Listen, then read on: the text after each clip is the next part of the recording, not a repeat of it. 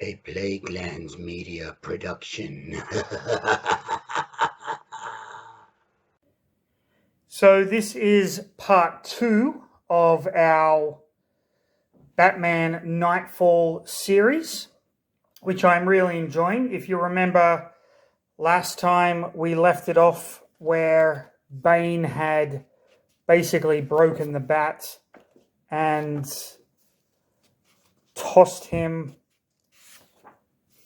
There he is, breaking the bat. Let me just find where we're up to. Tossed him off, and Batman is in the Batcave after Robin and John Paul Valley got the spinal drugs, and now they have to wait. We move into Knightfall, chapter 13. This is from Showcase 93 with Two-Face, one of the most iconic Batman villains of all time. He has appeared twice in the films, once played by Tommy Lee Jones in Batman Forever, who did a really good job for such a campy kind of film. And then in The Dark Knight, I kind of wished they'd ended The Dark Knight on that moment where Two-Face is in the bar and the bartender says, "I thought you were dead," and he says only half with the coin. And then Two-Face would have been the main villain for the third Batman film in the Christopher Nolan trilogy. Didn't happen that way, but, you know, what can you do? It was still a fantastic interpretation of Two-Face. And, of course, who can forget the animated series, the iconic Big Bad Harv kind of storyline in, I think it was season 1. But, yeah, so this is going to be like a Two-Face episode where we have Robin in the Batcave with Alfred, and Robin's kind of getting a little pissed off about not being able to help Batman, and Alfred's like, "Don't blame yourself. I know Batman reprimanded you for making a bad decision, but it's not your fault." And Robin is like, no, I'm not talking about that. I'm talking about what happened 3 weeks earlier. I should have been there when he went up against Two-Face. So then we cut to the city, and we see someone walking to the old Gotham courthouse, and we see that it is Two-Face. We get a little bit of backstory of Harvey Dent. If you don't know Boss Maroney, District Attorney Harvey Dent put him on trial. He threw acid in his face, causing him to become Two-Face. Half of his face is missing. A fantastic depiction of him. The art in this is just phenomenal. I absolutely love it. There's some guy, just like a random dude, who's lamenting that they're destroying the Gotham courthouse. And when he sees Two-Face, he's like, bleh. So, Two-Face is basically going after Batman because when he was Harvey Dent, Batman and him came to this agreement that if Batman found any evidence against the bad guys, take it to Harvey Dent, and if it was good enough, Harvey would prosecute them to the fullest extent of the law. But then Harvey started to get a little out of his kind of league, started going after them more viciously, and Batman is like, "Fuck this, we're not doing this anymore." And so Harvey Dent / Two-Face feels betrayed. So he flips a coin to decide whether or not to prosecute Batman. Of course, his coin has the famous kind of crosses on it. He goes to see one of his old kind of bankers who has kept some stuff for him, some information. And then the whole idea is that he wants to get a gang together. So Two-Face wants to get this gang together. So he goes to a mob boss that Harvey Dent had accrued evidence on. And he confronts him, and the mob boss is like, "Fuck you. Never going to happen. Harvey flips his coin, ends up killing the mob boss. And the mob boss's goons is like, yeah, we'll come and we'll work for you. Batman is called to the museum because the mob boss's body is placed in the rib cage of a brontosaurus, but one of the museum guards says, no, it's not actually a brontosaurus, it's a different dinosaur. One of the anthropologists discovered a different skull that fits with it, so it's the only dinosaur with two names and that has two skulls. And Batman is like, 2 names, 2 skulls? Oh, fucking Two-Face. Okay. Fair enough. Batman goes to the Batcave. Robin wants to help him. Batman basically tells him, no, it's too dangerous. This is what I don't like about this dynamic between Batman and Tim Drake. Batman is always like, it's too dangerous, it's too dangerous. What's the fucking point of Robin then? You're a fucking idiot. Like, Robin's there to help you. In this case, Batman says, I'm not well, I can't watch your back. But that's not the point of Robin. Robin is to watch his back. It's very weird. So Batman goes to this club, fights all these bad guys. He's getting beaten up, but he's doing some pretty good fighting. And then he ends up kind of using the bad guys against one another, gets some information on where Harvey Dent could be, and gets in the car and zooms off in that direction. At this point, one of the guys is like, Two-Face, your trap worked. And they detonate a bomb on the bridge that Batman's going through. And the Batmobile sinks into the water. And Batman is kind of in it and drowning. And the thugs in the boat are like, we've got to get him out or Two-Face is going to kill us.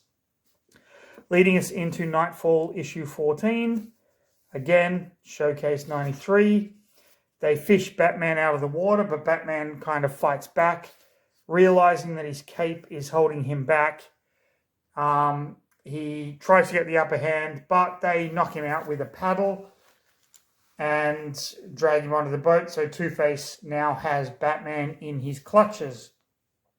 Robin and Alfred are, lamenting what to do, how to find him, trying to find clues. We go back to the Gotham courthouse where Two-Face has Batman tied up and he is basically prosecuting him for the crimes against himself, flipping his coin and whatnot. He's got his thugs acting as judge and jury. And he's basically talking about how he feels Batman betrayed him as Harvey Dent, not necessarily as Two-Face. Batman goads him into basically striking him, and this goes back and forth until it is decided that Batman is guilty and he is going to face death. Harvey Dent, of course, flips the coin. All the while, Alfred and Robin are in the Batmobile trying to hunt him down. Harvey flips the coin. Batman realizes the only way to escape is to get out of the bonds. So just before Harvey fires, he forces the chair back, breaking the chair and escaping his bonds. This is when Robin and Alfred, who have worked out that he's at the old Gotham courthouse, come in and they start to help Batman in the fight. Robin is taking out the thugs while Batman chases Two-Face up a construction building. The fight ends up on a girder here, where Two-Face likens it to the scales of justice. And they are tipping in his favor or Batman's favor. And it seems like Batman is going to fall, but ultimately Robin knocks out Harvey. Batman manages to rescue Harvey, stop him from dying, and then he reprimands Robin for his recklessness as Harvey is taken away and Batman kind of storms off in a little hissy fit. At this point, Batman kind of wakes up and tells Robin, "You did make the right choice. I was wrong in what I said."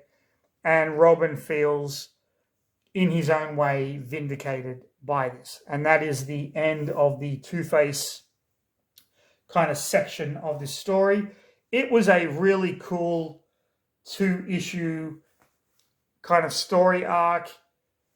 I love the dynamic between Two-Face and Batman, of course. Getting a little bit of the Harvey Dent backstory is inevitable in comic books, just because new readers are going to pick them up and you've got to get some backstory of the villains and the relationship with the characters and whatnot. You get it in X-Men comics all the time. In the first 1 or 2 pages, recaps what's happened in the previous 3 issues. The ending where Bruce wakes up, really cool, and the fact that Robin is no longer burdened with the guilt, I think, was a very, very nice touch. And it was just a great read, a really great read.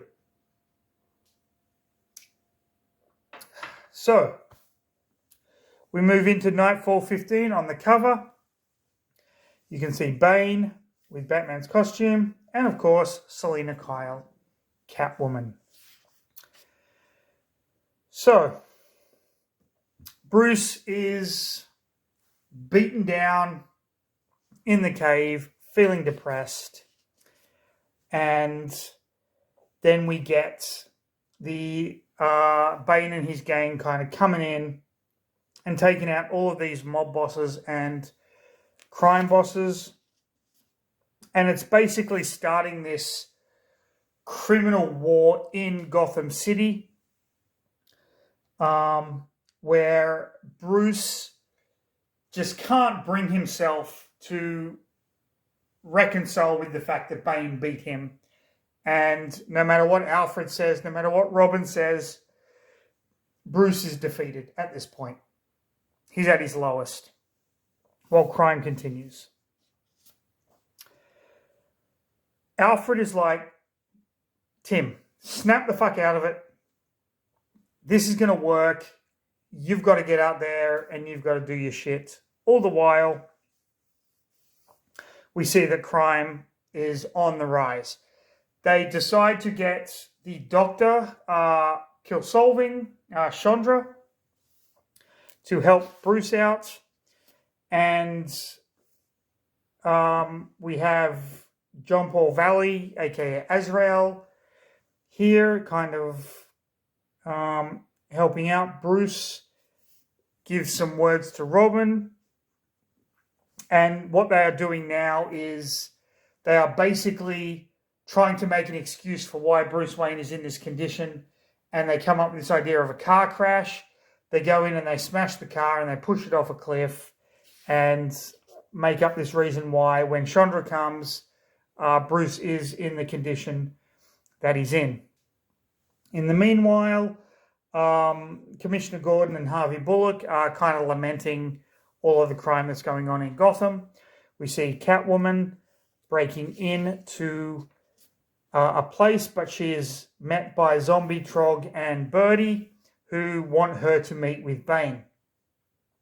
Chandra comes and decides to help Bruce, of course, because at this point she's kind of in love with him and whatnot. And she lets them know that the kind of injuries Bruce had aren't indicative of a car accident. She knows that something's up, but she's going to do it anyway. They keep seeing the back signal. Alfred tells Tim that Bruce wants John Paul Valley to be Batman while he is incapacitated. But do not go after Bane. That is the one rule that Bruce has. If Jean Paul Valley is Batman, he is to stay away from Bane. You are just to clean up the streets, clean up crime. Robin goes to Jean Paul Valley and gives him the Bat costume and says, "This is what Bruce wants." And Jean-Paul Valley says, okay. Catwoman is taken to Bane with one of her henchmen, and Bane basically makes her an offer. Work for me and keep doing what you're doing, but there might be times when I call on you. And she's like, yeah, okay, whatever. So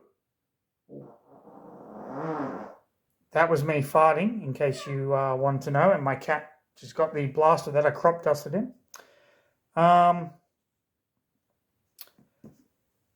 Bruce realizes that it's more emotional than physical, more mental than physical. And we get Commissioner Gordon again with the bat signal, but this time Batman and Robin show up, although we know it's Jean-Paul Valley.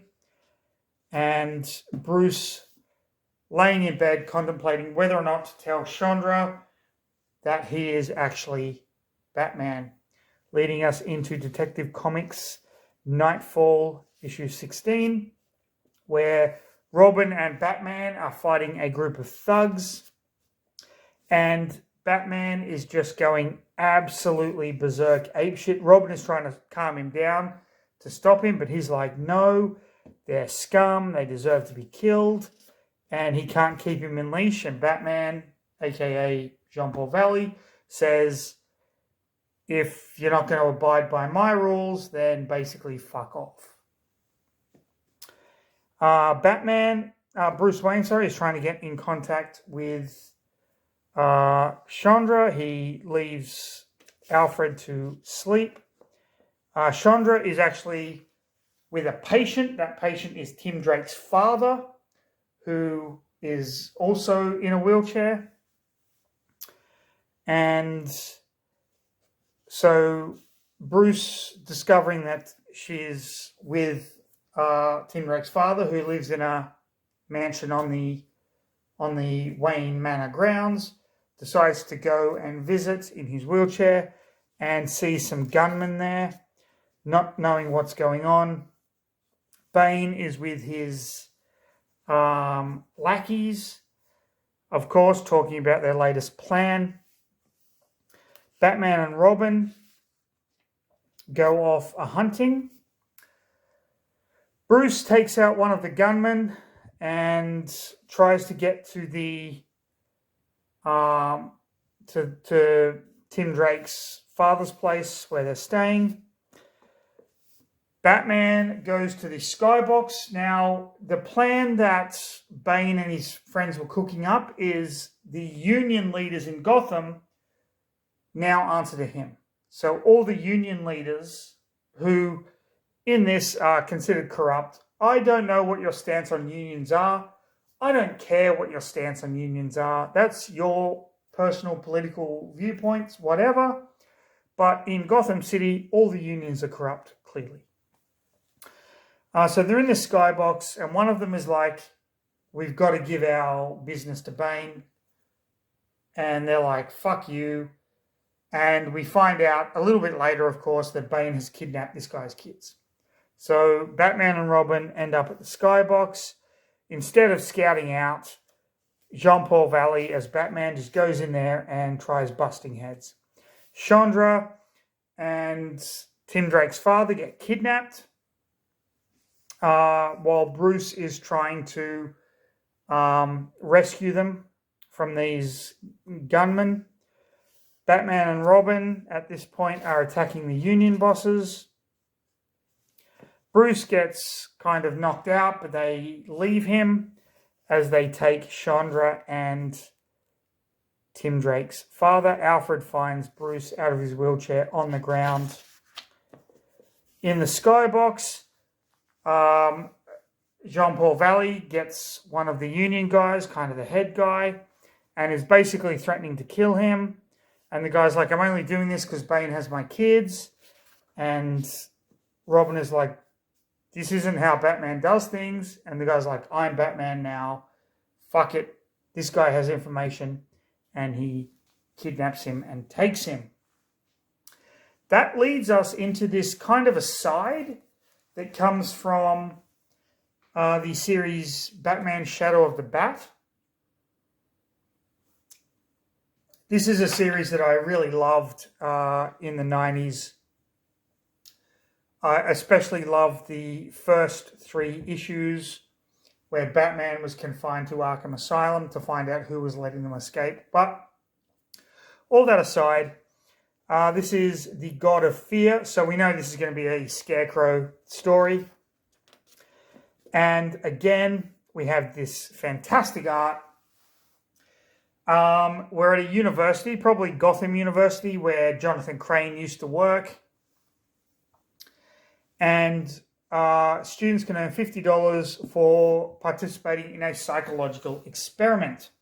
You might find this is weird. However, when I was at Macquarie University, we were often given money or credits to help out the psychology department with some of their experiments, which I did a couple of times. So, that was pretty cool. And they're trying to get this nerd guy. The jocks are trying to get this nerd guy involved. So they drag him in, and it's this virtual reality thing. Professor Rance is conducting the experiment. This is an obvious ploy. Rance is an anagram of Crane, Professor Crane, Jonathan Crane, aka the Scarecrow. We have these virtual reality masks that look a lot like the Cylons from the original Battlestar Galactica, but hey, that's just me. Tim Drake is trying to talk sense into John Paul Valley, but he's having none of it. And he's just kind of going out there to patrol. Then we get this character who managed to escape from what appears to be prison, and this character is the character of Anarchy. Anarchy is kind of like an evil vigilante. He goes around trying to do good, but at the expense of people's lives. Very interesting character. The nerdy kid recognizes Professor Rance as Jonathan Crane and accuses him of killing his father. But ultimately he uses his gas to incapacitate the kid and the teaching assistant woman and forces the virtual reality masks on them. John Paul Valley goes off hunting criminals. Then we get this weird virtual reality thing with the nerd kid. And it's all to do with his father and the Scarecrow, because the Scarecrow actually killed his father. Anarchy is basically watching Batman, but at the same time hunting down bad guys. Scarecrow has created this virtual reality thing that turns people into zombies where they have to obey him. He forces this one guy to kill his friend as a test of obedience. Anarchy is watching Batman as Jean Paul Valley take down all the criminals, noting that if Batman didn't exist, these criminals wouldn't exist either. Joker, Two-Face, Mr. Zsasz, Ventriloquist Scarface. He notices that Batman has become much more violent as well. Scarecrow has his lackeys now, and he's ordering them to go to certain places and to plant his kind of fear bombs. That leads us into the next part of God of Fear. So he sends these people out. Batman is basically decimating these hoodlums. And you see that Bullock and Montoya and whatnot kind of believe that, Batman's going a little bit too far, and they check out some evidence of what happened at the university with the death of the kid and Scarecrow, so there are no scarecrows involved and whatnot. But it's a trap. Batman saves them from the trap. So they don't really know now, is Batman a good guy or a bad guy? Because he's beaten the shit out of people, but he also saved us. Kind of what's going on. Scarecrow kind of does his thing while Anarchy is still on the prowl hunting down kind of bad guys and taking them out. Scarecrow, realizing that this nerd kid is the son of the guy he killed, and the reason he killed this guy is because of the guy's book collection, which this kid has now inherited, takes him to the place where the books are, because Jonathan Crane, as well as being Scarecrow, is really interested in old books. That's kind of his thing. And the kid who has been hypnotized, who is under Scarecrow's command, but is trying to fight it, he can't do anything to physically hurt Scarecrow, but he knows what's going on at this point. Then we get a backstory of how the kid's father was killed by the Scarecrow. The kid witnessed it. So he knows, Scarecrow knows who this kid is now, of course. And then his other kind of victims get sent out to different places. They release this fear gas, and then people start to relive their greatest fears, as is Scarecrow's methodology. Batman goes in to try and help while Anarchy kind of watches what he's doing. Batman, of course, kind of immune to the gas. However, a large version of Scarecrow appears over the city, basically saying, "Proclaim me the god of fear, and Gotham will live. If you don't, Gotham is destroyed."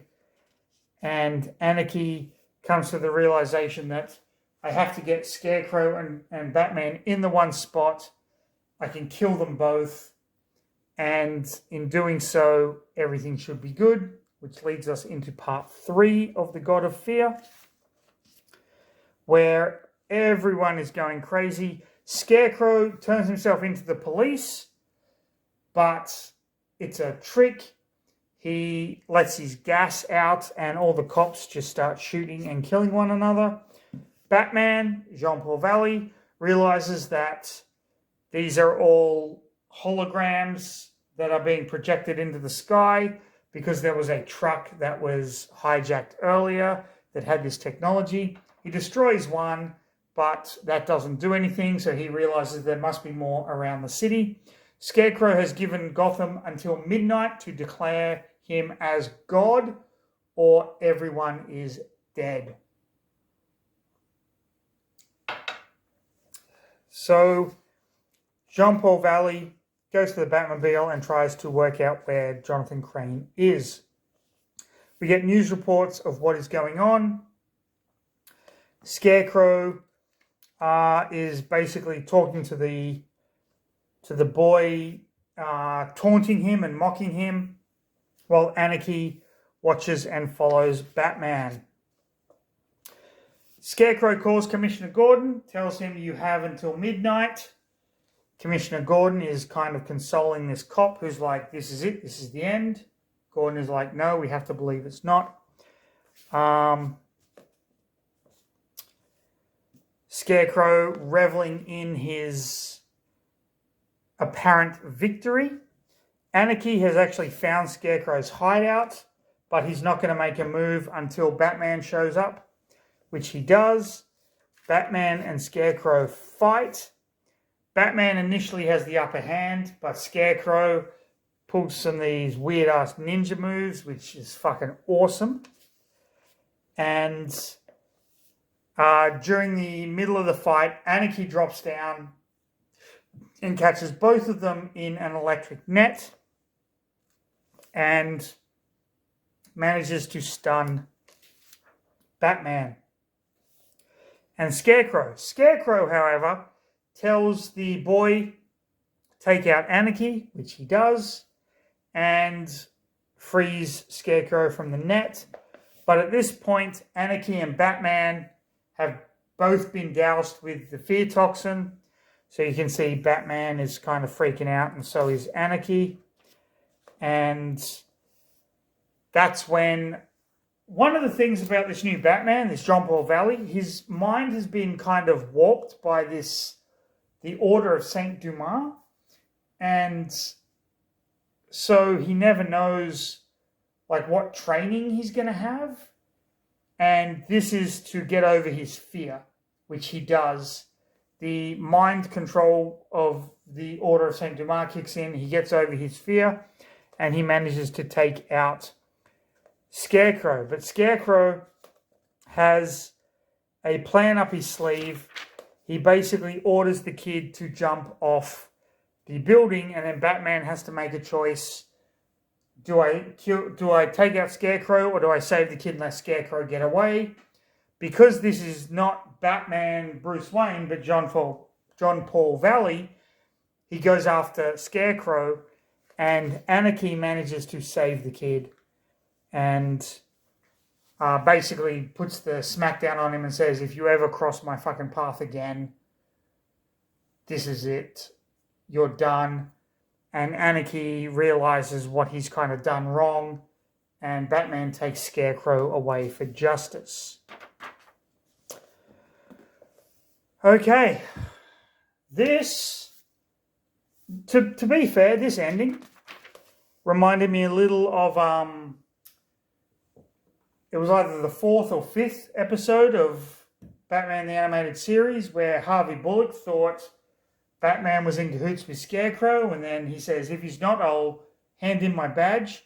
And Commissioner Gordon points, and Batman has delivered Jonathan Crane to the GCPD, and he's like, about that badge, and Harvey Bullock's like, but yeah, great ending. Okay, the Venom connection. John Paul Valley is beating the shit out of this union boss. Robin's trying to stop him. And they set up this sting operation to get this union boss's kids back. He's going to tell Bane's contact, that yes, all the unions will go to him.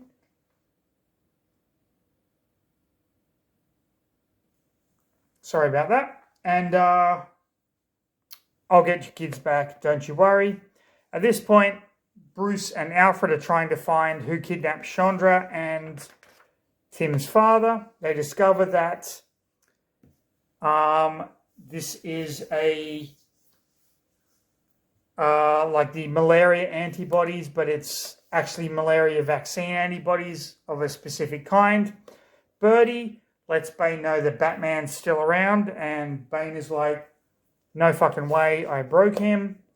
And he's like, well, you know, he's there. And he's like, no, this is a pretender in the Batman costume.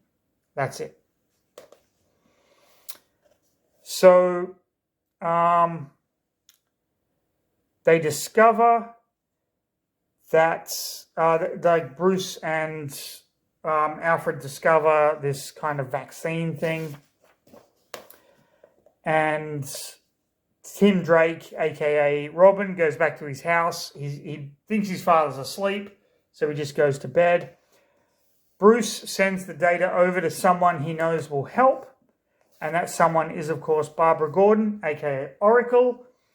Barbara Gordon used to be Batgirl, but in Alan Moore's Batman the Killing Joke, she was shot in the spine and became wheelchair-bound, and now she is Oracle. And at this point, Bruce doesn't know that she knows he's Batman, but she does because she's Oracle. I mean, if you know Oracle, you know she knows a ton of shit, and she kind of consoles Bruce about getting used to the wheelchair. They discover that the only way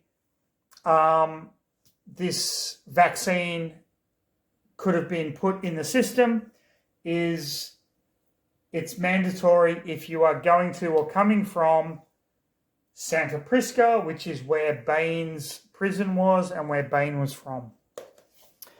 John Paul Valley comes back, doesn't realize that Bruce and Alfred are still in the cave, kind of apologizes. And Bruce is like, no, we're out of here. How are things going? He's like, fine. It's all good. And Bruce and Alfred leave. And Jean Paul Valley believes that all of this stuff is his, not Bruce's anymore. And then he goes into this trance and draws something and doesn't know what it is, but it's actually plans for gauntlets. And he kind of thinks that he's training with, or the mind sweep from the Order of Saint Dumas has given him this ability to manufacture and engineer these gauntlets, which he does, and they actually work. He confronts Robin, and they have a little bit of an argument. Selena Kyle has been tasked by Bane to go to Santa Prisca. She can't get a flight, but she hears that there is a private jet leaving there. She tries to get on Bruce Wayne's flight. Bruce Wayne and Alfred are heading to the island. They don't let her. During the exchange of the Union boss's kids, Jean Paul Valley, Batman, acts a little hasty. Goes in there. Robin is like, wait till the kids are out of danger, but he doesn't. He starts taking out all of Bane's henchmen, and Robin reprimands him, and he's like, well, I knew you were going to be there. Are you not up to the challenge? At this point, the cops show up, and he's like, you called the police, you little fuck. And they hightail it out of there. Jean Paul Valley, back in the cave, is in another trance. He apologizes to Robin and tries to make things good, but you can see he's drawing something, possibly plans for new armor. Selena Kyle has snuck her way onto the plane by pretending to be in the bathroom. And then she kind of makes herself at home. At this point, Tim goes to the mansion to speak to Batman, realizes they're gone, and finds a note that says, have faith, lad, we will find him. Take care of Jean Paul. And Tim realizes that his father is now missing. And that leads us to Batman Knightfall issue 18. But we are going to leave it there for today. And then part 3 will finish this volume 1 of Batman Knightfall. What did I think of part 2? Well, the Two-Face story was awesome. Thoroughly enjoyed it. But Two-Face is always a great character. Let's see if this makes it better. There we go. Two-Face is always a great character. I like the stuff with the Bane connection. Not sure how I feel about like Bruce Wayne in a wheelchair taking down guys. I mean, it's a comic book, so I can live with it, but at least he's back to his fighting self, and he's kind of on the mend mentally and physically, which is kind of cool to see. The Scarecrow storyline was good, but it almost seems forced because it's in the middle of another kind of major story arc with the Union bosses. So I'm wondering if it wouldn't have been better if it was placed at like the beginning of that story arc or maybe the end of that story arc. I'm not too sure, but it was fun. I like the Scarecrow as a villain. And it was good tying the university to Scarecrow, to the murder of the kid's father, to the book collection and all that kind of stuff. Cannot wait to finish Volume 1 because we have Volumes 2 and 3 to go. So this is going to be a long series. At some stage, I will work out how to put these all in a playlist so you can just watch them in order. But yeah, hope you enjoyed it. Until then, please everyone like, subscribe, leave a comment. Hit the notification bell. I try to put out a few videos a week if I can. But most importantly, Stay safe. Have a fantastic rest of your day. Check out other Plaguelands Media videos, of course. And check out I Paint Nasty Things by Plaguelands Media's own Ian Van Gammett.